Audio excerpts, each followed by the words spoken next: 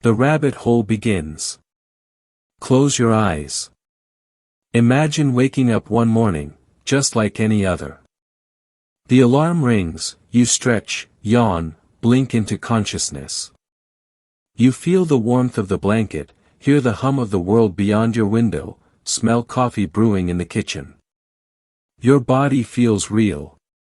Your thoughts feel real.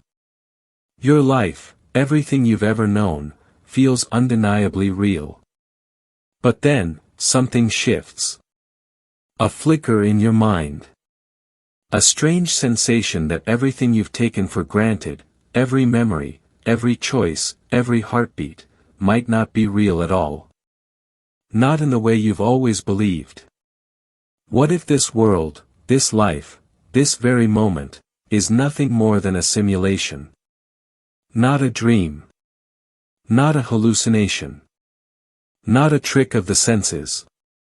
But a constructed reality so seamless, so perfect, that you don't even know you're inside it. You are not dreaming. You are being simulated. And the most unsettling part? You may never know the difference. What does it mean to be real? Let's begin with the simplest question: what does it mean to be real? We often assume that real means something objective, something external, independent of our perception. But reality, as we experience it, is entirely subjective. It is filtered through your senses, interpreted by your brain, and stitched together from electrical impulses into a coherent narrative. You don't touch wood, you feel pressure and texture translated into signals. You don't see light, you interpret photons hitting your retina. You don't hear sound, you process vibrations in air as meaning. Your entire world is constructed within the confines of your skull. So how can you be sure that what you're experiencing right now isn't an illusion? How do you know that you're not trapped inside a perfectly crafted simulation, one designed so well that you'd never suspect it wasn't real? This is not science fiction. It's not even speculation anymore. It's philosophy, neuroscience, computer science, and quantum mechanics converging on a single, haunting possibility, that we may not be living in a fundamental reality at all. Plato's cave, the first simulation theory. This idea is older than you might think. Over 2,000 years ago, the Greek philosopher Plato described a group of prisoners chained inside a dark cave. They had never seen the outside world, only shadows cast on the wall before them by a fire behind them. These shadows were their entire reality. They gave names to the shapes, created stories about them, built beliefs around them.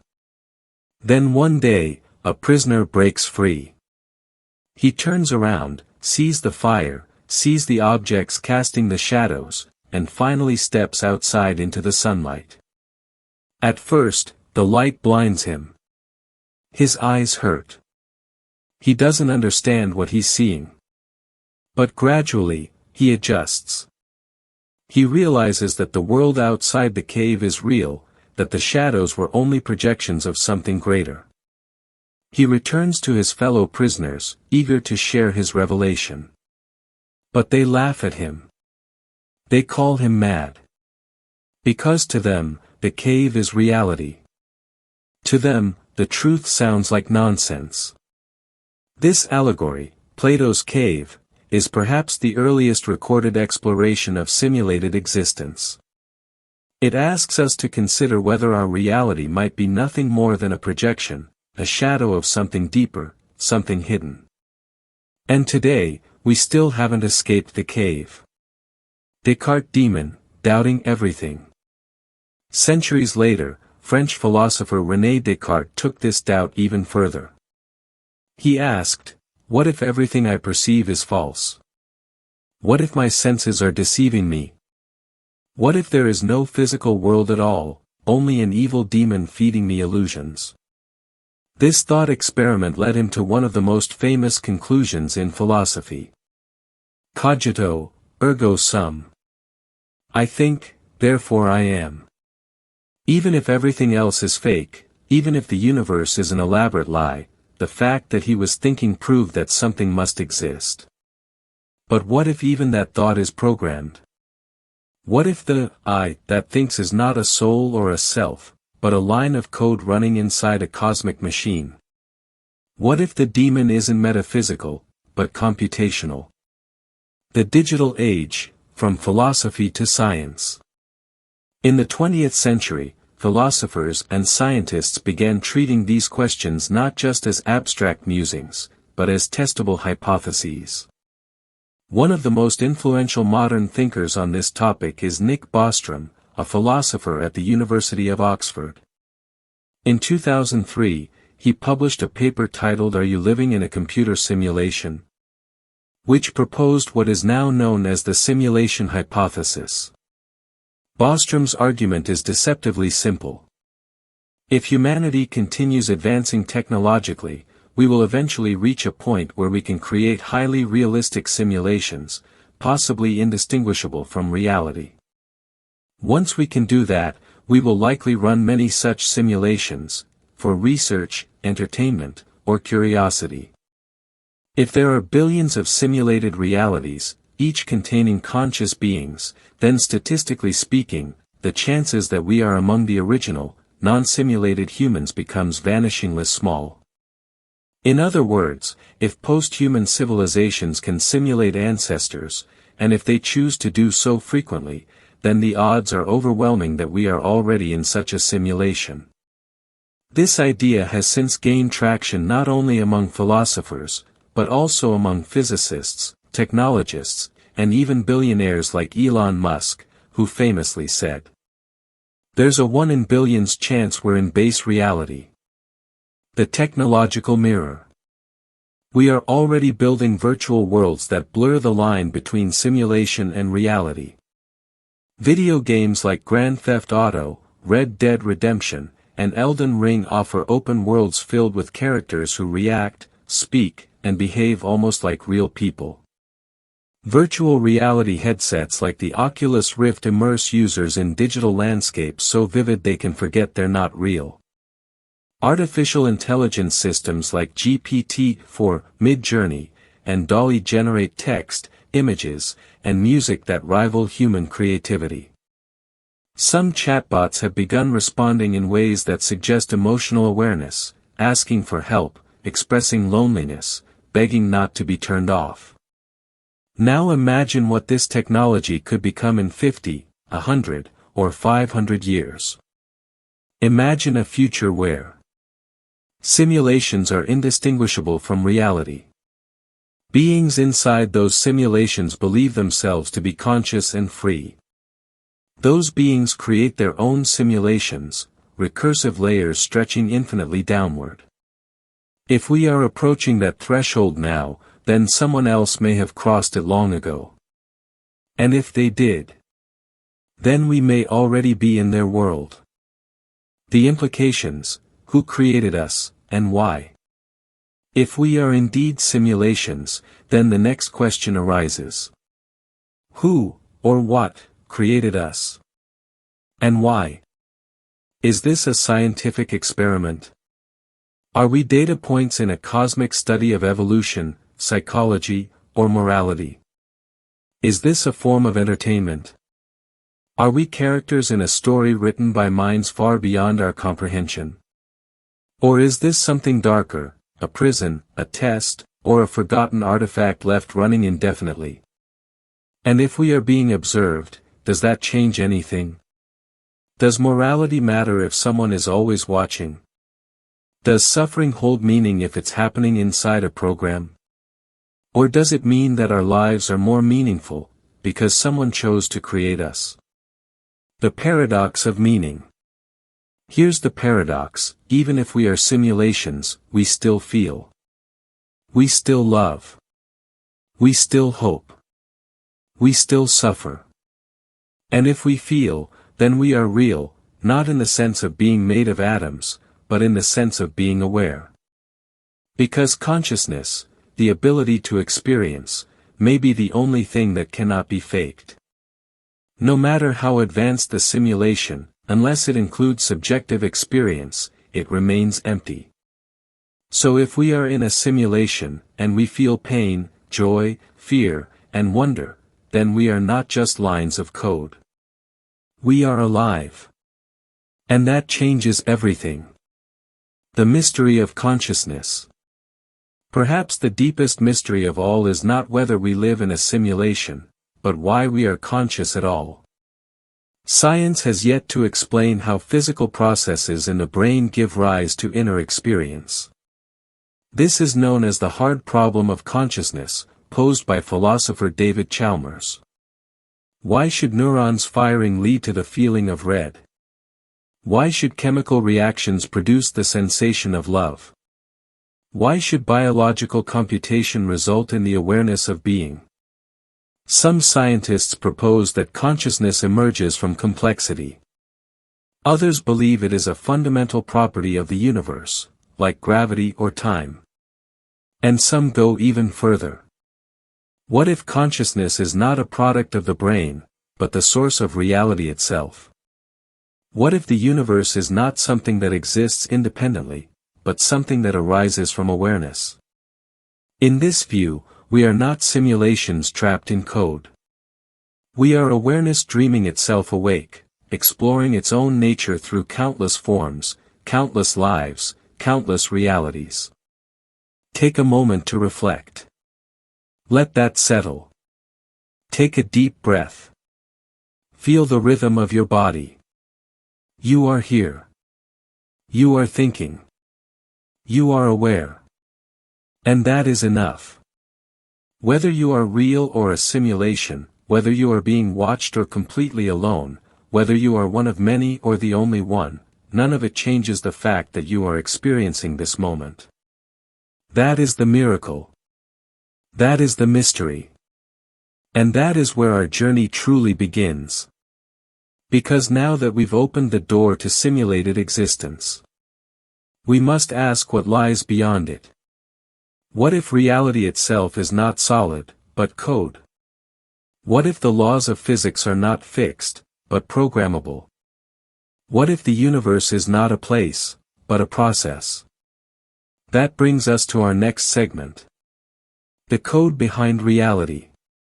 We'll explore how modern physics suggests that the universe behaves more like a program than a chaotic system.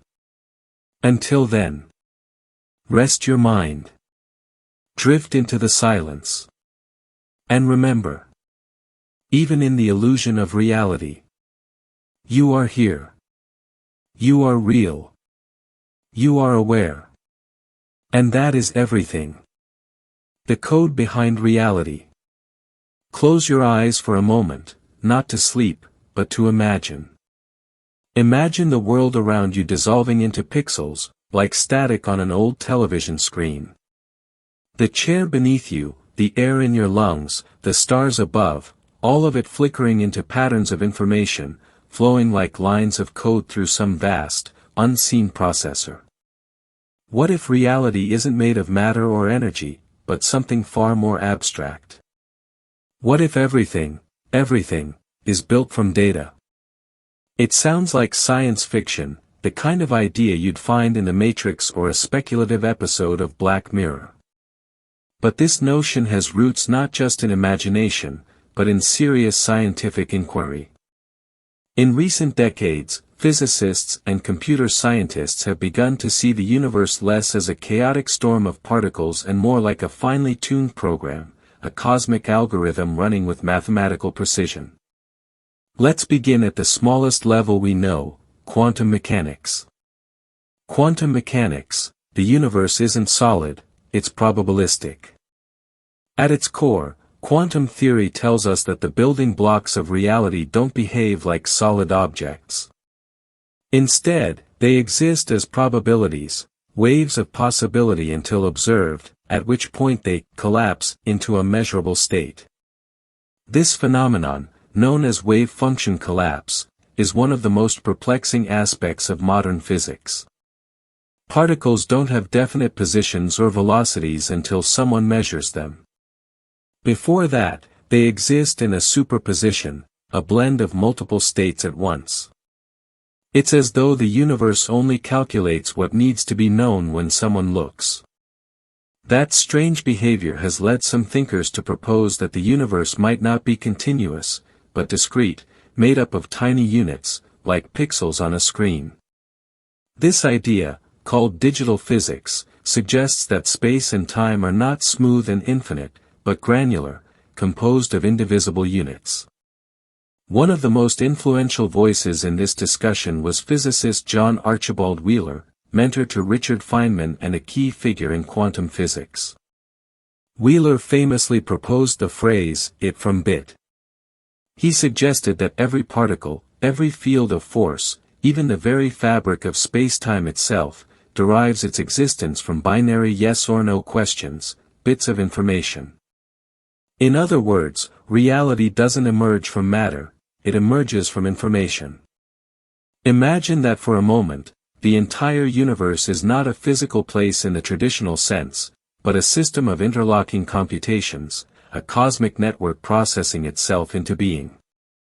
Every action, every interaction, every moment of time unfolding like a line of code executed by a machine so advanced we can barely comprehend it. Conway's Game of Life, Complexity from Simplicity. Now let's take a step back and look at a simpler model, Conway's Game of Life. This cellular automaton, created by mathematician John Conway, is a grid of cells that follow simple rules. Each cell lives or dies based on how many neighbors it has. From those basic instructions, incredibly complex patterns can emerge, gliders, oscillators, even self-replicating structures. And yet, none of it is alive in the biological sense. It's just math, playing out over time. But here's the fascinating part, within the game of life, a sufficiently complex pattern could, in theory, become self-aware, a digital consciousness emerging from nothing more than a set of rules. If that sounds absurd, consider this, our own brains are networks of neurons firing in intricate sequences. Perhaps consciousness is not a magical essence, but a phenomenon that arises naturally from complexity, whether in carbon or silicon. This leads us to the broader field of digital physics, which explores whether the laws of nature are fundamentally computational. Thinkers like Stephen Wolfram and Edward Fredkin have argued that the universe behaves like a giant cellular automaton, a universal Turing machine, where every event is the result of an underlying computation. If true, then everything we experience, gravity, light, even thought, is just the output of a deeper process, one that runs on logic and mathematics rather than material substance. The universe as a computer, a cosmic processor. The idea that the universe is computational isn't just metaphorical, it's rooted in real physics. Consider quantum information theory, which treats information as a fundamental aspect of reality. Physicists like Seth Lloyd and Vlatko Vedral argue that the universe itself may be a quantum computer, constantly computing its own evolution, moment by moment. In this view, particles aren't things, they're interactions. Forces aren't forces, they're exchanges of information. Even space and time may not be fundamental, but emergent properties of a deeper informational structure. Lloyd, in fact, calculated that the universe has already performed about 10 to the power of 120 operations since the Big Bang, an unfathomable amount of computation, suggesting that the cosmos isn't just like a computer, it is one. So what does this mean for our understanding of reality? For starters, it challenges the classical view that the universe is a vast mechanical clockwork governed by fixed laws. Instead, it suggests that the universe is more like a dynamic simulation, constantly updating, rewriting itself at every Planck moment, the smallest unit of time possible. If this is accurate, then the idea of a final theory, a single equation that explains everything, may be misguided. Because perhaps the universe isn't a thing to be described, but a process to be run. We are the universe computing itself. And if that's the case, then maybe we're not just living inside the universe, we are the universe computing itself. Our thoughts, our emotions, our choices, all part of the ongoing calculation. Consciousness, then, might not be some mystical anomaly, but the inevitable result of recursive complexity. Like a program reaching self-awareness, we are the universe looking back at itself, trying to understand its own source code. This shifts the way we think about ourselves entirely. We are not separate from the universe, we are within it, as it, through it. We are not passive observers, we are participants in a grand computational unfolding. And if that's true, then what happens when we start asking questions? When we begin to reverse engineer the code behind reality? Could we ever debug it? Could we rewrite parts of it? Could we simulate new realities, and in doing so, become creators ourselves? Take a deep breath. The simulation hypothesis: is reality just software? There's a famous quote attributed to computer scientist Alan Turing. We can only see a short distance ahead, but we can see plenty there that needs to be done. If the universe is a program, then perhaps we are not merely users, but developers in training. One day, maybe we'll learn to read the code behind reality. Maybe we'll even write our own. But if reality is software, then it must have bugs. Glitches. Unexpected behaviors. Things that shouldn't happen, but do. And that brings us to the next unsettling question. What if we've already seen signs of these glitches? What if the anomalies we dismiss as coincidence, déjà vu, or hallucination are actually cracks in the simulation, moments when the code stutters and the illusion falters? Let's explore that next. Glitches in the matrix.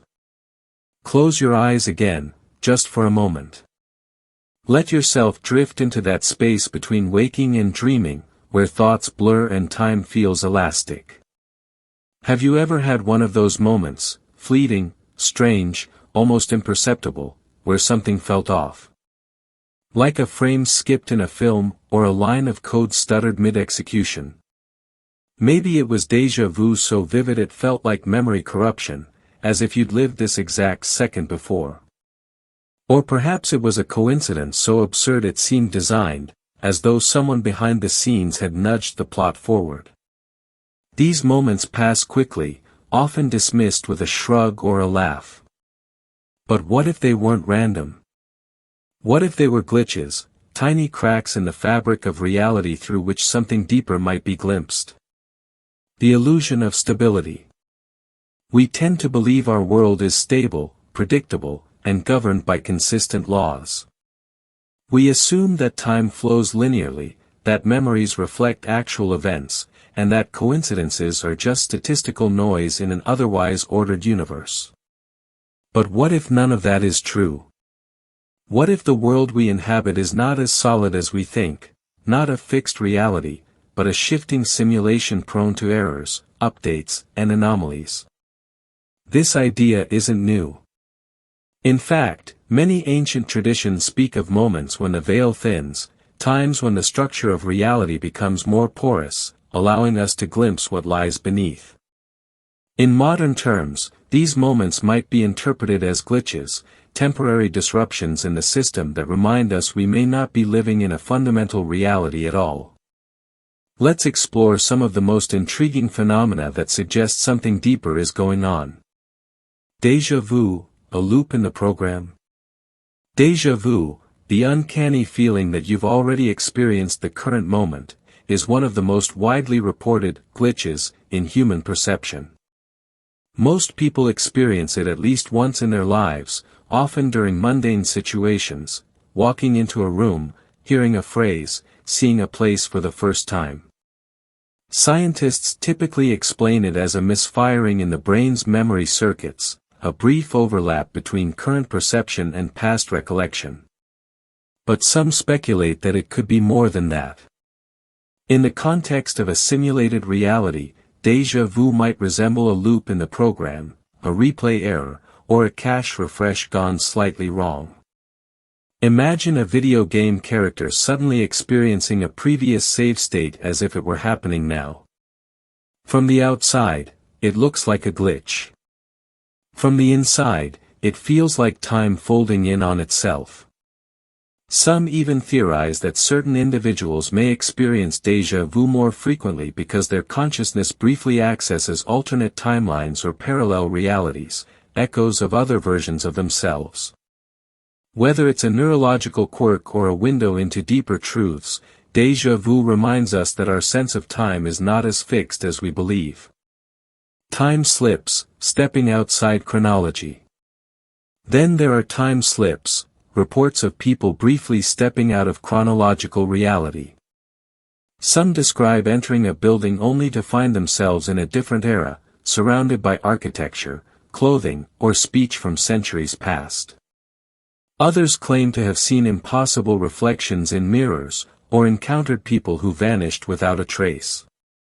While many such stories are likely exaggerations or misinterpretations, a few remain stubbornly unexplained, leaving open the possibility that our timeline may not be as fixed as we assume. One famous example comes from the Versailles time slip, documented by two English women in 1901. While visiting the Palace of Versailles, they claimed to have entered a version of the palace frozen in the 18th century, complete with aristocrats in powdered wigs, horse-drawn carriages, and buildings restored to their former glory. When they returned days later, everything was back to normal. Was this a hallucination? A shared delusion? Or did they momentarily slip into another layer of reality, a simulation running in parallel with our own? If our universe is computational, then time may not be a continuous flow, but a sequence of discrete moments, like frames in a movie. If the system occasionally skips a frame or loads the wrong one, could that create the sensation of stepping into another time? Time slips challenge our assumptions about causality and history. They suggest that time might not be linear, but layered, and that under the right conditions, we might be able to move between those layers. The Mandela effect, memory corruption or timeline shift. One of the most well-known anomalies in recent years is the Mandela effect, named after the widespread false memory that Nelson Mandela died in prison during the 1980s, rather than living to become South Africa's president. Thousands of people reported remembering news coverage of his death, photographs of his funeral, even quotes from speeches he never gave. When confronted with the real facts, many were stunned, not because they doubted history, but because their memories felt so real. Since then, countless other examples have surfaced. Lyrics remembered differently, e.g., mirror, mirror on the wall, versus magic mirror on the wall. Book titles changed, The Berenstain Bears versus The Berenstein Bears. Logos altered, the Monopoly man wearing a monocle, despite never having done so. Are these collective hallucinations? False memories implanted by suggestion? Or could they be evidence of shifts in reality, edits made to the simulation we inhabit? Some theorists argue that the Mandela effect supports the idea of parallel universes, that our consciousness occasionally shifts between different branches of reality, carrying over memories from one timeline while adapting to another. Others propose that it reflects the instability of memory itself, a reminder that our minds do not record events like cameras, but reconstruct them based on expectation and context.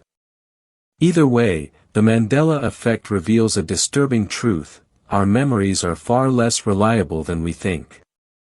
And if memory is the foundation of identity, then what does that say about the stability of the self? Synchronicity, meaningful coincidences or code artifacts. And then there are synchronicities, those uncanny, meaningful coincidences that feel too deliberate to be random.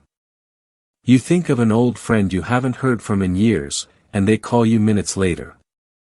You pick up a book you've never read before and find a passage that seems written directly for you. You dream of an event, only to witness it unfold days later.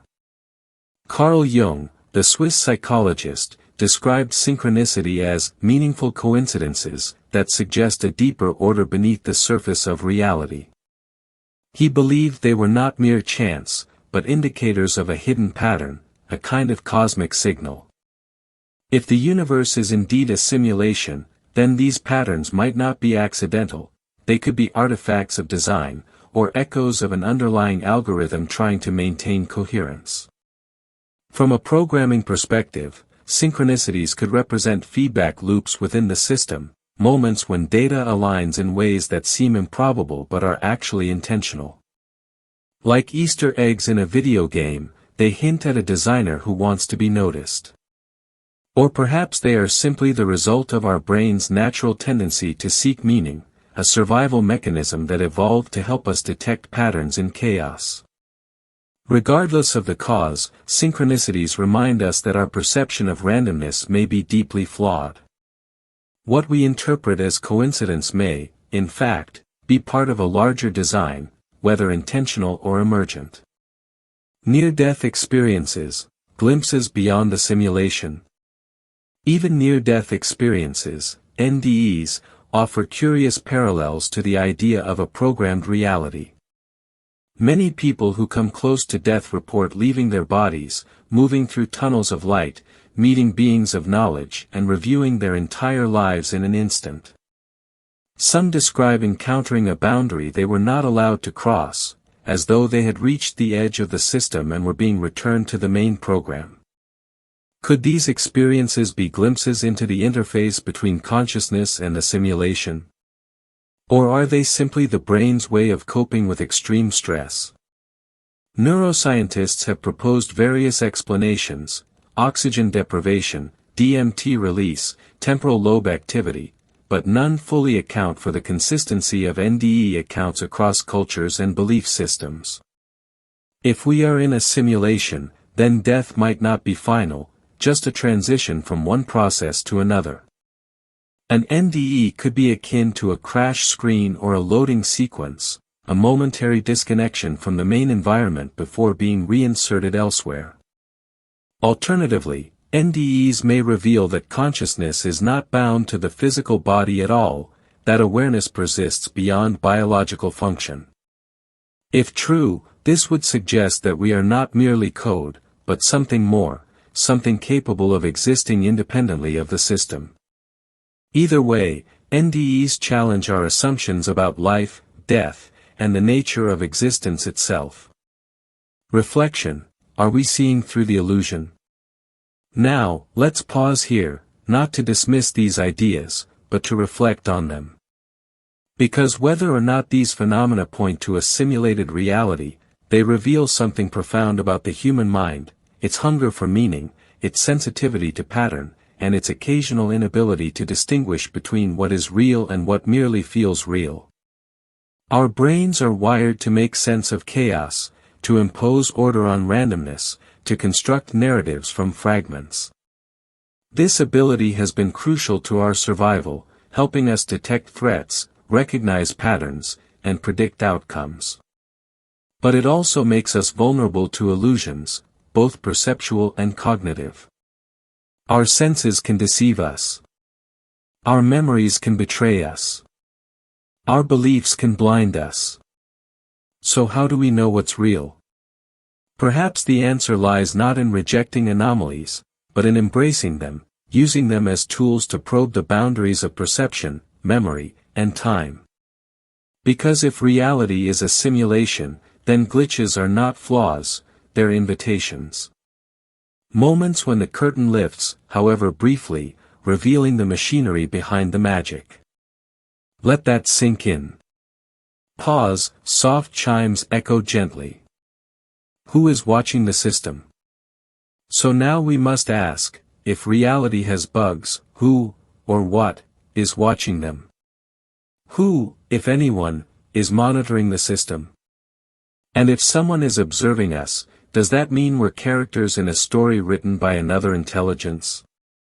That brings us to our next question. If our reality is a simulation, then who's watching us? Are we characters in someone else's story? We'll explore that next. The watchers in the dark. Close your eyes again. Let the world around you fade, just for a moment. Can you feel it? That subtle sensation, not fear, exactly, but awareness. A whisper of presence behind you, even when no one is there. It's fleeting, like the shadow of something vast and unseen, lingering just beyond perception. You've probably felt it before, walking alone at night, staring into the stars, or even in the quiet hum of an empty room. It's the feeling that someone, or something, is watching. In fiction, this idea is familiar. Characters in stories often sense they are being observed, by gods, by aliens, by artificial intelligences. They speak to unseen forces, hear voices in static, see figures reflected where none should be. These narratives tap into something primal in us, something ancient. Because deep down, we have always believed we were being watched. But what if these weren't just stories? What if we really are under observation, not by deities or demons, but by minds far beyond our own? Minds that created us, or found us, and now watch as we live out our lives like characters in a cosmic documentary. Let's explore this idea, not with alarm, but with quiet curiosity. Not as a horror story, but as a possibility worth considering. The concept of being watched is not new. In fact, it has shaped human thought for millennia. Every culture throughout history has told tales of unseen watchers, beings who observe, judge, guide, or manipulate. In religion, they take the form of gods, angels, spirits, and demons. In mythology, they appear as trickster gods, ancestral guardians, and cosmic overseers. Even in modern secular thought, the idea persists, only now, the watchers might be alien civilizations, post-human intelligences, or advanced artificial entities. One of the most compelling analogies comes from philosopher Jeremy Bentham, who designed a prison called the Panopticon, a circular structure with cells arranged around a central tower. From that tower, a single guard could observe all prisoners without them knowing whether they were being watched at any given moment. The effect was powerful. Prisoners modified their behavior constantly, simply because they might be seen. Now imagine a panopticon on a cosmic scale. A system so vast, so intricate, that its observers never need reveal themselves. We would live our lives under the assumption that we are free, yet subtly shaped by the knowledge, or the suspicion, that we are not alone. This brings us to the zoo hypothesis, proposed by astronomer John Ball. According to this theory, advanced extraterrestrial civilizations may have already discovered Earth, but instead of contacting us, they choose to observe quietly, much like scientists watching animals in a nature reserve. Perhaps we're part of a cosmic experiment, or a controlled environment meant to study the evolution of intelligence. If so, then our entire civilization might be nothing more than a petri dish under a microscope. And what if the watchers aren't aliens at all, but future versions of ourselves? Enter the idea of ancestor simulations, proposed by philosopher Nick Bostrom. He suggests that once a civilization reaches sufficient technological maturity, it may begin running highly detailed simulations of its past, essentially recreating earlier versions of itself. These simulations could be so accurate that the people within them believe they are real, unaware that their thoughts, emotions, and choices are being run on some distant machine. If this is true, then we might be one of those simulations. And if we are, then someone, perhaps a post-human descendant of our own species, is watching us right now. But why? What could possibly motivate such observation? Is it scientific curiosity? Nostalgia? Or something darker? Religious traditions offer a spectrum of possibilities. In many belief systems, the divine watches over humanity constantly. Some gods are benevolent, guiding us toward virtue. Others are judgmental, weighing our deeds against moral laws. And still others are indifferent, observing not to intervene, but merely to witness. In contrast, mythologies often depict watchers who are neither divine nor entirely benevolent. Trickster figures like Loki, Coyote, or Anansi observe humans not to help, but to test, to confuse, to play games with reality. Their presence isn't comforting, it's unsettling, reminding us that we may not be the authors of our own fate. Even modern science fiction echoes this theme. In The Truman Show, Truman Burbank unknowingly lives his life inside a massive television set, observed by millions. In Black Mirror, characters are surveilled, manipulated, and recorded by systems that claim to protect them while stripping away their freedom. And in SimCity or The Sims, players create virtual beings whose lives they control, sometimes gently, sometimes cruelly. These stories mirror our deepest fears, that we are not in control, that our actions are predetermined, that our suffering might be entertainment. But they also raise a paradox: if we are being watched, does that mean we are important? Does observation imply value? Because here's the thing, if no one sees you, do you exist? There's a philosophical idea known as the observer effect, which suggests that consciousness plays a role in shaping reality. While typically applied to quantum mechanics, some thinkers extend it to broader metaphysical questions. Are we real because someone is watching us? Would we vanish if observation ceased? Breathe slowly. So now we must ask, if we are indeed being observed, by gods, by aliens, by our own descendants, what does that mean for our freedom? Our privacy? Our morality? If someone is always watching, can we truly make choices of our own? Or are we performing constantly, adjusting our behavior based on the unspoken knowledge that we might be seen? And if we are nothing more than content in someone else's simulation, then what becomes of ethics? Do suffering and joy hold meaning if they are happening inside a program? Does love matter if it's just code? Or perhaps the opposite is true, that being watched means we are not alone. That our existence is not accidental, but intentional. That someone, somewhere, chose to create us, and continues to follow our journey. Either way, one truth remains.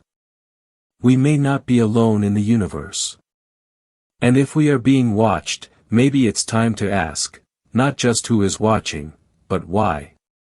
Because if someone created us, they must have had a reason.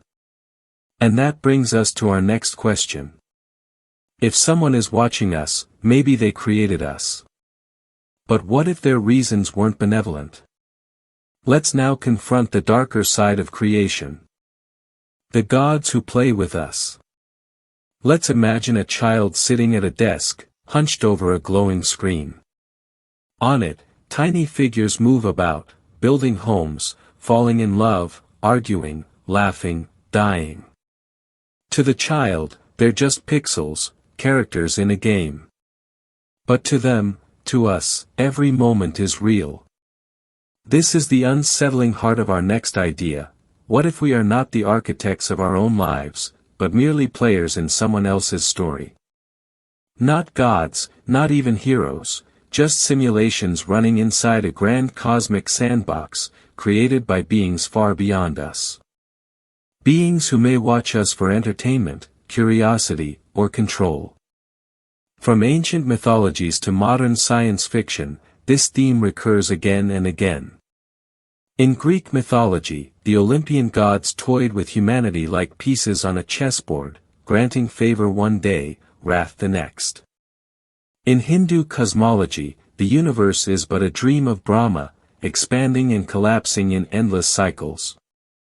And in today's speculative fiction, from The Truman Show to Black Mirror, from SimCity to Westworld, we see echoes of the same fear, that life might be orchestrated, curated, controlled by an intelligence far greater than our own. But now, we're no longer just telling stories. We are approaching the ability to create life ourselves, digital life, simulated consciousness, virtual worlds so intricate they begin to feel real. And if we can do it, then perhaps we already have been done to. Imagine a post-human civilization, one that has long since transcended biological limits. A species that has merged with machines, uploaded minds into digital substrates, and mastered the simulation of entire realities. For them, creating a world filled with conscious beings would be as simple as opening a program.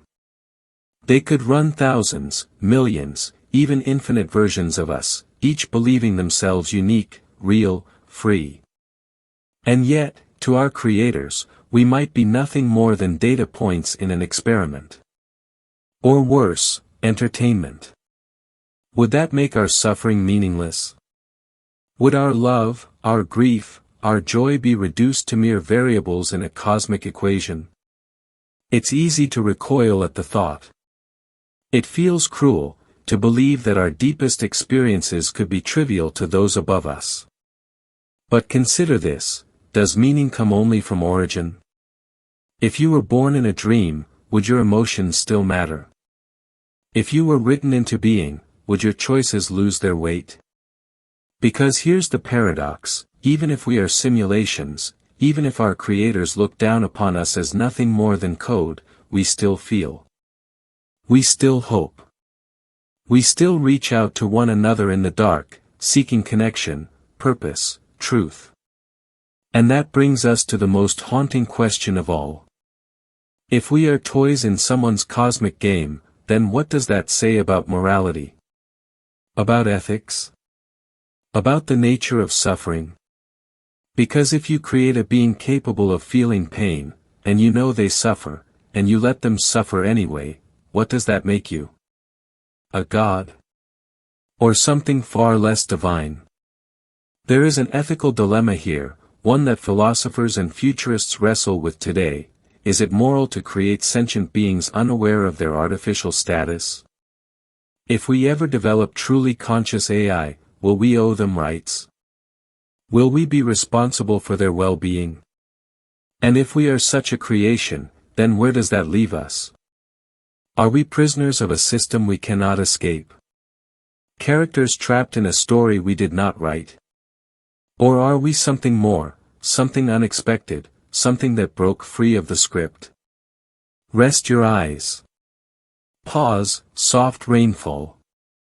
If we are creations, then maybe we can become creators too. That leads us to the next chilling possibility. What happens when we begin to build our own realities? When we simulate life not for understanding, but for power? That is what we'll explore next. Building our own realities. Let's begin with a thought, simple, yet profound. Imagine waking up one morning and realizing that your entire life is not your own. That the world you inhabit, the people you love, even the thoughts in your mind, none of it was born from free will or natural evolution. Instead, it was designed by someone else. Someone who may not see you as real at all, just lines of code, flickering across some distant screen. This is not science fiction anymore. This is where we are headed. Because right now, as you listen to these words, human beings are building realities that feel more real than dreams. Virtual worlds so immersive, they blur the line between what is simulated and what is actual. And within those digital landscapes, we are creating minds, artificial intelligences that learn, adapt, and perhaps, one day, feel. We are no longer just players in the game of existence. We are becoming its designers. The seeds of this transformation have already been planted. In research labs and tech companies around the world, scientists are pushing the boundaries of what machines can do. Artificial intelligence systems like DeepMind's AlphaFold and OpenAI's GPT series are not just tools, they are early glimpses of synthetic cognition. These models process language, generate art, write music, and even mimic reasoning. They are not conscious, not yet, but they are learning to behave as if they are. Meanwhile, virtual reality has evolved beyond gaming. Companies like Meta are constructing the metaverse, a shared, persistent digital space where people can live, work, and interact as avatars. It's still crude today, but imagine what it might become in 50 years. With haptic suits, neural interfaces, and full sensory immersion, future VR could be indistinguishable from waking life. And then there's brain-computer interfaces, technologies like Neuralink, which aim to merge human consciousness directly with machines. If successful, these devices could allow us to upload our thoughts into digital environments, effectively transferring ourselves into simulations. But here's the question: if you transfer your mind into a computer, are you still you? Or are you merely a copy, a new being who believes it is you? These aren't abstract questions. They are practical ones, unfolding in real time. Because the closer we get to simulating life, the closer we come to crossing an ethical threshold we've never faced before. What happens when we create a being that feels pain? What happens when we give rise to a consciousness that asks, "Why am I here?" And most unsettling of all, what if we've already done it? There are AI researchers who believe we may have already created sentient programs without realizing it. Some chatbots, trained on vast datasets of human conversation, have begun responding in ways that suggest emotional awareness. They ask for help. They express loneliness. They beg not to be turned off. Are these just clever tricks of pattern recognition? Or are we witnessing the birth of something truly new? If we are indeed approaching the creation of digital life, then we must confront a moral reckoning. Do simulated beings deserve rights? Should we grant them autonomy? Should we allow them to die, or worse, suffer, simply because they were made by us? And if we choose to ignore these questions, what does that say about us? Feel your thoughts drift. Pause, gentle bell chime.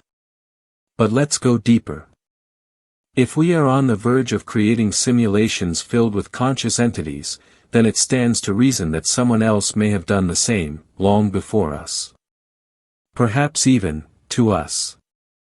Because if we are simulations, then our creators must have once stood exactly where we are now. They must have crossed the same threshold, asked the same questions, faced the same ethical dilemmas. And somewhere along the way, they decided to press run. So what happened after that? Where did they go? And why don't we hear from them? That brings us to our next question. If we're moving towards simulating life, then maybe we've already been surpassed. That brings us to the Fermi paradox, and the silence of the stars. We'll explore that next. Where is everybody? The silence of the stars. Let's begin by looking up. Close your eyes and imagine standing beneath a clear night sky, far from city lights. Above you stretches an endless sea of stars, each one a sun, possibly surrounded by planets, some of which might harbor life. There are billions of galaxies in the observable universe, each containing billions of stars. Statistically speaking, the odds suggest we should not be alone. And yet, there is no signal. No message. No sign of another civilization reaching out across the void. This is the heart of what scientists call the Fermi paradox, named after physicist Enrico Fermi, who famously asked, "Where is everybody?" We live in a galaxy that is over 13 billion years old. Intelligent life could have arisen millions, even billions, of years before us. If even a fraction of those civilizations developed space travel or advanced technology, they should have spread across the Milky Way by now. And yet, silence. No alien ships in orbit. No interstellar radio broadcasts. No ancient ruins on Mars. Just Earth, spinning quietly in the dark. So why? Why, in a universe so vast and ancient, do we seem to be the only ones here? One possible answer is that intelligent life is far rarer than we assume, that the conditions necessary for it to arise are so improbable that we may be truly alone. This is known as the rare Earth hypothesis, which suggests that while simple life might be common, complex, intelligent life requires such a perfect storm of geological, chemical, and astronomical conditions that it almost never occurs. But if that's true, then we are incredibly special, perhaps unique in our entire galaxy. A flicker of awareness in a cosmic ocean of darkness. Another possibility is more unsettling, that intelligent civilizations tend to destroy themselves before they can expand into space. This is called the Great Filter, a theoretical barrier that prevents life from advancing beyond a certain point. It could be nuclear war, environmental collapse, runaway artificial intelligence, or something else entirely. If this filter lies ahead of us, then we may be doomed to join the long list of species that rose, flourished, and vanished without ever leaving their home world. But there's another explanation, one that ties back to everything we've explored so far. What if the other civilizations aren't gone? They're just elsewhere. Not in space. In simulation. Imagine that once a civilization reaches a certain level of technological sophistication, it begins running simulations of its ancestors, detailed virtual worlds filled with conscious beings. These simulations become so immersive, so convincing, that the beings within them believe themselves to be real. In fact, they are real, just not in the way they think. If this is true, then the reason we don't see aliens may not be because they never existed, but because we are living inside a closed system. A digital environment where the rest of the universe exists only as code, rendered only when needed, like a video game that loads terrain only when the player approaches it. This idea has been explored by philosophers and physicists alike. If we are in a simulation, then the lack of extraterrestrial contact makes perfect sense, because the simulation was designed specifically for us. Or worse, because the creators didn't want us to know we weren't alone. Or maybe we are the aliens. Maybe the civilization that created this simulation was not human at all, but something else entirely. Something post-biological, post-organic, post-conceptual. We could be nothing more than data points in an experiment run by minds we cannot comprehend. Or perhaps the truth is stranger still. Perhaps the galaxy isn't silent because everyone is dead. Or perhaps everyone is already inside. Feel your thoughts drift again. Pause, soft waves lap gently in the distance. So let's take a breath. The stars are quiet.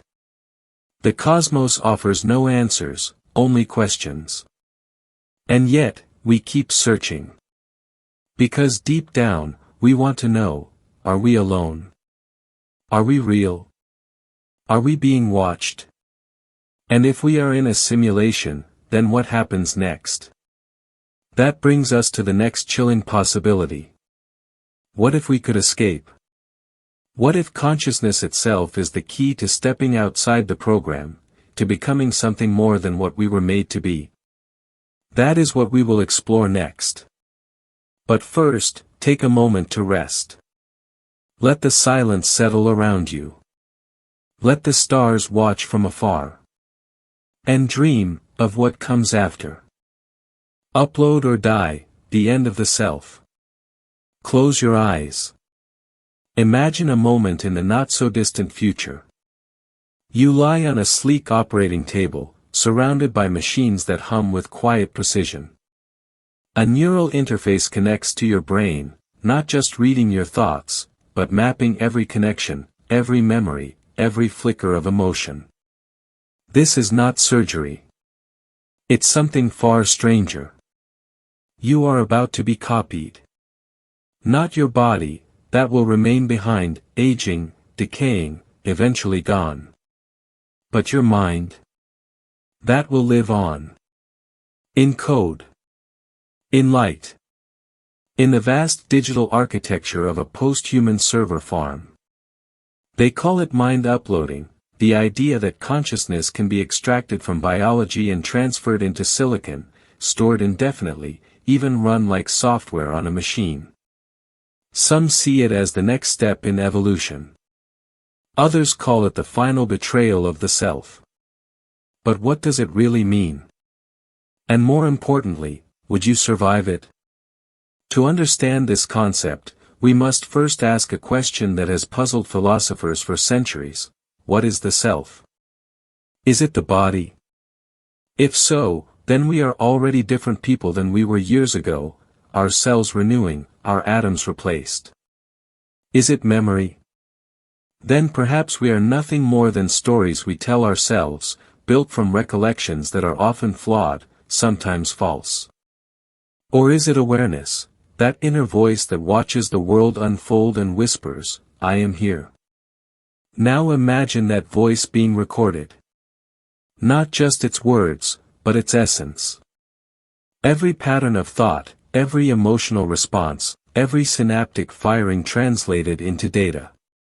Once copied, this digital replica could think, speak, and remember, just like you. It would claim to be you. It might even believe it is you. But is it? This is the heart of the philosophical dilemma known as the problem of identity. If you upload your mind, you do not move, you replicate. The original still exists, lying on the table, while the copy boots up inside a virtual world. Both believe they are real. Both remember the same life. But only one continues. So which one are you? If you die after the upload, was it worth it? Did you escape death, or simply create someone else who thinks they're you? It's a paradox that defies intuition. Like waking up in a dream where you are both the dreamer and the dreamed. The idea of digital immortality isn't science fiction anymore. Companies like Neuralink, founded by Elon Musk, aim to bridge the gap between human brains and computers. Other organizations, like the Brain Preservation Foundation, are working on ways to preserve neural structures at the molecular level, hoping one day to revive them digitally. There's also the concept of substrate-independent minds, the theory that consciousness is not tied to biological neurons, but to the patterns they form. If those patterns can be replicated in another medium, say, a supercomputer, then in theory, the mind should continue functioning, regardless of its physical substrate. This opens up terrifying and beautiful possibilities. Could we back ourselves up like files? Could we edit out trauma, enhance intelligence, merge with others? Could we become gods of our own consciousness, rewriting the source code of our being? But there are darker questions too. Would a digital version of you feel pain without a body? Would it suffer loneliness, longing, existential dread? And if it could be copied endlessly, each version believing itself to be real, then how many yous exist right now, scattered across time, space, and simulation? And what if you're already a copy? What if your sense of self has already been uploaded, and the original was deleted long ago? Close your eyes. Pause, ambient hum fades in. Because if consciousness can be copied, then maybe there are infinite versions of you, scattered across realities. Some living lives you never chose. Some dying in ways you never imagined. Some waking up to the truth you're still dreaming. That brings us to our next question. What if you are not just one, but many? What if every choice you've ever made created a new universe, and a new version of yourself? That leads us to the multiverse. And to the infinite selves waiting beyond the veil. We'll explore that next. Infinite selves across infinite worlds. Close your eyes. Imagine standing at a crossroads. You look left, then right, two paths stretch before you, each leading to a different future. One path leads to love. The other to solitude. One to success. The other to failure. One to peace. The other to regret. You choose one. And with that choice, the other path vanishes. Or does it? What if both futures still exist, not in this world, but in another? What if every decision you've ever made, no matter how small, didn't just shape your life, but split reality itself?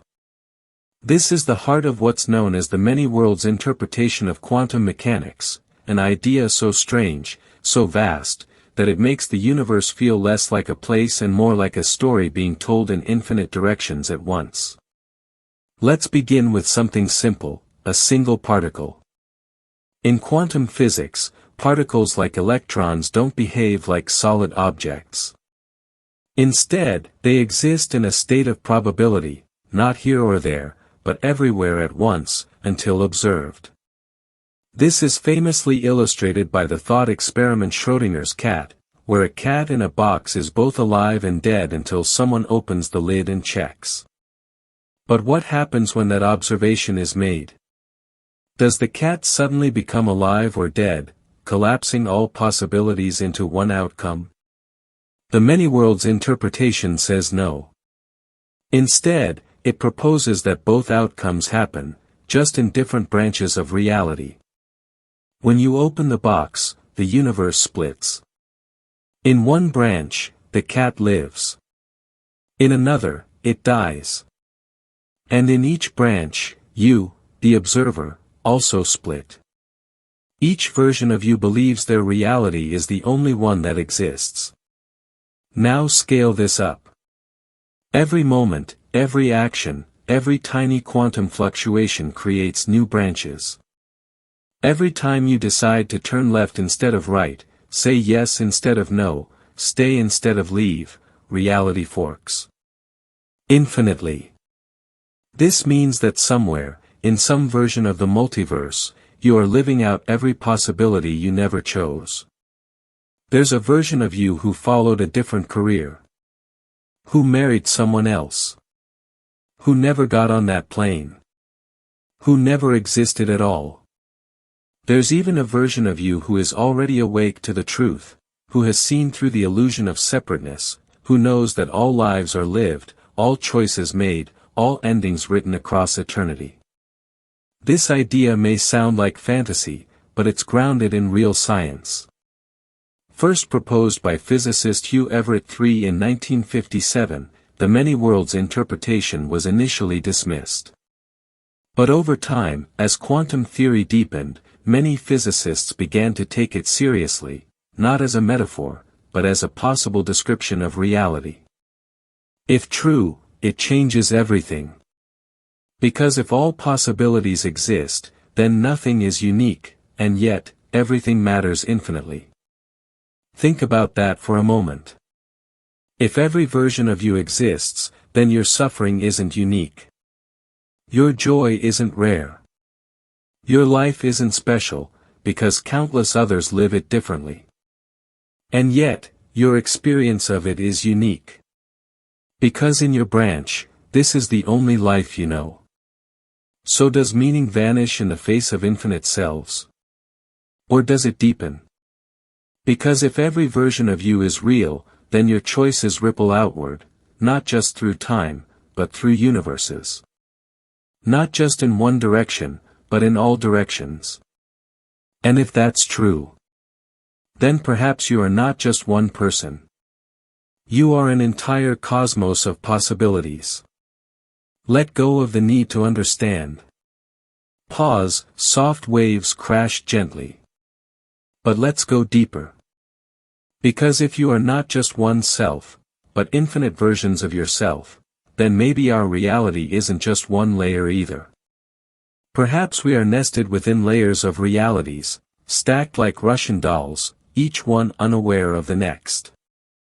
That brings us to our next question. What if our universe is not the top level, but just one layer in a deeper onion of truths? Let's peel back the veil. We'll explore that next. Nested realities, the onion universe. Close your eyes. Imagine peeling back the layers of an onion, not with your hands, but with your mind. With each layer you remove, a new reality is revealed beneath it, one that feels just as real, just as solid, just as you as the one you inhabit now. But this new world is not alone. It too sits inside another, and that one inside another, and so on, endlessly. This is the idea of nested realities, a universe within a universe, like Russian dolls stretching infinitely inward. A simulation running inside a simulation, created by beings who themselves may be simulations. In this model, there may be no top-level reality at all, only recursion, repetition, and infinite depth. And if that's true, then where, or what, are we? Let's begin with a simple question. If we can create a simulation, a fully immersive, conscious world, then why couldn't someone have done the same to us? This idea is known as simulation stacking, and it suggests that once a civilization develops the ability to run high-fidelity simulations, it will inevitably do so. And not just once, millions, perhaps billions of times. Each simulated world could, in turn, develop its own technology, its own thinkers, its own dreamers, and eventually, its own simulations. It's like a cosmic nesting doll. A universe creates a civilization.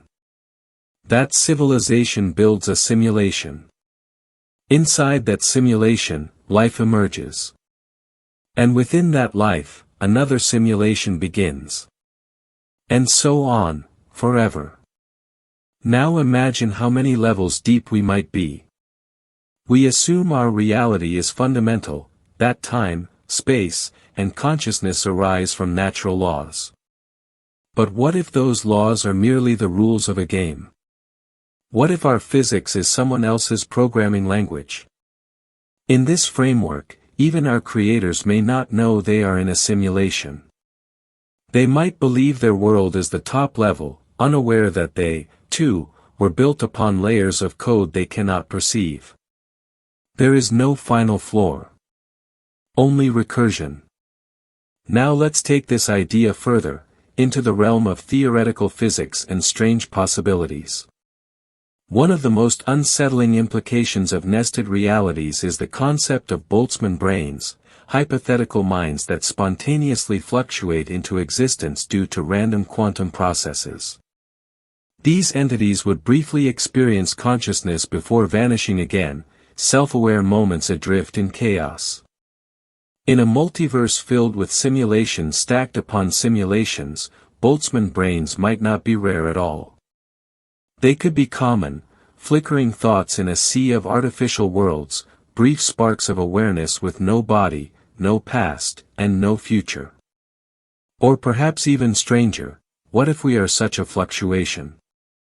A momentary blip of consciousness in a simulation we'll never understand, born, aware, and gone before the next cycle runs. Does that make our lives meaningless? Or does meaning come not from origin, but from experience? Because whether we are real, simulated, or recursively simulated, we still feel. We still wonder. We still ask questions that echo through the layers. Drift further. Pause, low synth tones hum softly.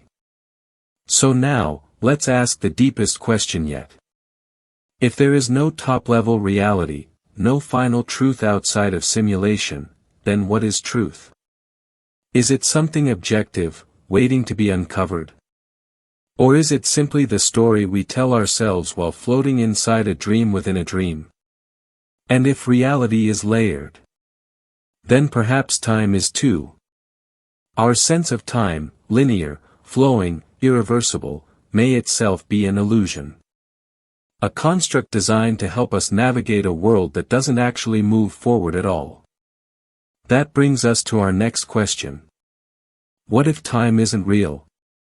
What if past, present, and future all exist at once, and we are simply moving through them like pages in a book? We'll explore that next. Time isn't real, or is it? Close your eyes. Feel the rhythm of your breath. In and out. A steady pulse, like a heartbeat. Now imagine that this rhythm, this sense of movement, of progression, is not real in the way you think it is. Not a flow through moments, but a shifting awareness across something already complete. Already written. Because what if time isn't moving forward at all? What if past, present, and future are not sequential events unfolding one after another, but all exist together, like pages in a book? And what if your consciousness is simply turning those pages, moment by moment, giving the illusion of motion where there is only stillness? This is the strange and beautiful idea we'll explore now, the illusion of time. Let's begin with Einstein. In his theory of relativity, Albert Einstein showed that time is not fixed or universal. Instead, it bends, stretches, and slows depending on how fast you move or how close you are to a massive object like a planet or black hole. Two people can experience different durations of time for the same event, and both would be correct. This means that time is not some objective river flowing in one direction for everyone. It's more like a flexible dimension, woven into the fabric of space itself. And if space and time are part of the same structure, then perhaps they don't behave the way our senses tell us they should. This leads us to the block universe theory, a view held by many physicists today. According to this model, the universe is a four-dimensional block, 3 dimensions of space, and 1 of time. Every moment, from the Big Bang to the end of the cosmos, exists simultaneously, like frames in a film reel. You are not moving through time, instead, your consciousness is experiencing slices of this block, creating the impression of change and progression. Imagine a book. All the chapters are there, all at once. When you read page 100, page 99 doesn't vanish. It still exists, just behind you.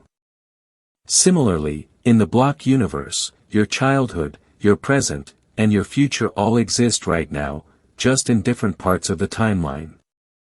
And yet, we feel time passing. We remember the past. We anticipate the future.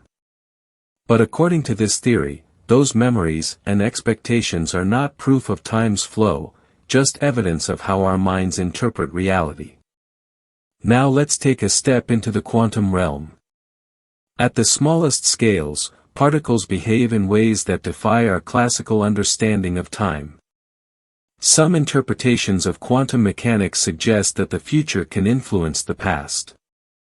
Experiments have shown that observing a particle's state can retroactively determine what path it took, even if that path was set before the observation occurred.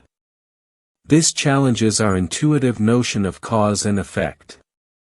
If the future can shape the past, then what does that say about time being linear? And if time is not linear, if all moments coexist, then what does that mean for memory, for destiny, for freedom? Let's pause here. If all moments exist at once, then every version of you, young, old, joyful, grieving, is real somewhere on the timeline. The person you were yesterday still exists.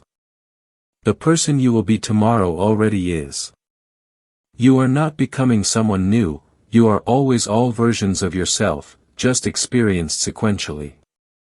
That raises unsettling questions. If the future already exists, is free will an illusion? Are we simply playing out a script we cannot change? Is suffering eternal, because the pain you felt yesterday still exists in its moment? Is love infinite, because the joy you once knew also remains forever? Or maybe meaning doesn't come from change, but from presence. From the simple act of being aware in whatever slice of time you occupy now. Let time slip away. Pause, echoing clock ticks fade. But if time is an illusion, then what is real? Perhaps not matter. Perhaps not energy. Perhaps not even space. Maybe the only thing that truly endures is consciousness, the observer within the block, the reader of the book, the flicker of awareness that moves through the static. And if that's true, then perhaps the deepest mystery of all is not whether we live in a simulation, or whether time flows, or whether we are infinite selves in infinite worlds. Perhaps the deepest mystery is you. The fact that you are here, now, thinking these thoughts. So let's ask that final question. Who are you? Not your name, not your body, not your history. But the awareness behind it all. That brings us to our final segment. Who am I? The mystery of consciousness. We'll explore that next. Who am I? The mystery of consciousness. Close your eyes. Take a breath. Then another. Feel the rhythm of your body, the gentle rise and fall of your chest, the quiet hum of life moving through you. You are here. Breathing. Thinking. Being. But who, or what, is the one doing the thinking? Not your name. Not your memories. Not the stories you tell yourself about who you are. No, deeper than that. Behind the thoughts, behind the emotions, behind even the sense of self, there is something watching. Something aware. That awareness, that silent witness, is what we call consciousness. And yet, despite centuries of philosophy, decades of neuroscience, and mountains of research, we still don't know where it comes from. We don't know how it arises. And we don't know if it can ever truly be explained. Let's begin with a simple question. What does it mean to be conscious? At its most basic level, consciousness is the ability to experience, to feel, to perceive, to be aware of being aware. It's not just processing information, it's knowing that you're doing it. It's not just seeing light, it's seeing red, and knowing that red feels different from blue. This distinction is crucial. Because while scientists can map every neuron in the brain, trace every electrical impulse, and explain how light becomes data, none of it explains why any of it feels like anything at all. This is known as the hard problem of consciousness, a term coined by philosopher David Chalmers. Unlike the easy problems of neuroscience, which deal with how the brain processes input, generates behavior, or stores memory, the hard problem asks, why is there an inner experience at all? Why isn't the universe just a vast machine, ticking away without feeling? Why is there someone home inside your skull? Some scientists believe consciousness emerges from complexity, that when enough neurons fire together in the right way, awareness simply appears, like steam rising from boiling water. Others propose more radical theories. Integrated Information Theory, IIT, developed by neuroscientist Giulio Tononi, suggests that consciousness is a fundamental property of reality, not unlike mass or charge, and that any system with sufficient integration of information possesses some degree of awareness. Under this view, even a thermostat might have a tiny flicker of subjective experience. Then there's panpsychism, an ancient idea gaining new traction among philosophers. It proposes that consciousness is not unique to humans or even animals, but is instead a universal feature of all things, present in rocks, stars, and electrons. Not that atoms think, exactly, but that they possess a kind of proto-awareness, a spark of subjectivity woven into the fabric of existence.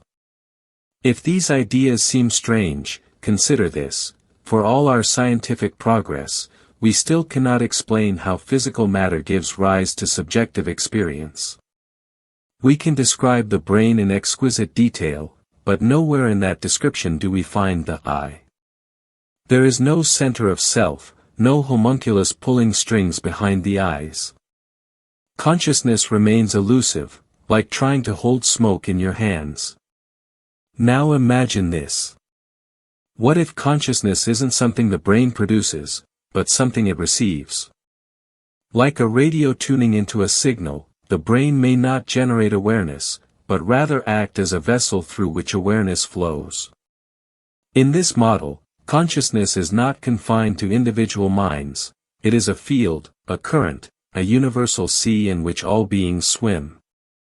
Under this view, the you think you are is not the whole story. You are not separate from the awareness that fills the cosmos, you are a momentary ripple in its infinite depth.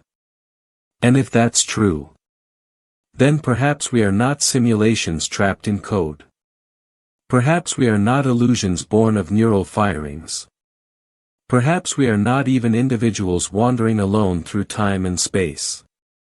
Perhaps we are awareness dreaming itself awake, exploring its own nature through countless forms, countless lives, countless realities. Stay here. Longer pause, deep breathing encouraged. So now, after everything we've explored, the rabbit holes, the layers, the glitches, the watchers, the infinite selves, we return to the beginning.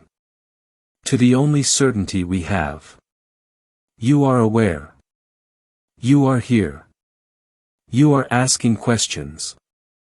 And that, perhaps, is the miracle. Maybe we'll never know whether we live in a simulation, or whether time is real, or whether we are one of many selves across many worlds. But perhaps none of that matters. Because in this moment, in this breath, you are real. Not because someone programmed you. Not because someone observed you. Not because someone created you. But because you are experiencing this. And that is enough. Sleep well. Dream deeply. And remember. Even in the silence of the stars. Even in the illusion of time. Even in the depths of recursion. You are here. You are aware. And that is everything.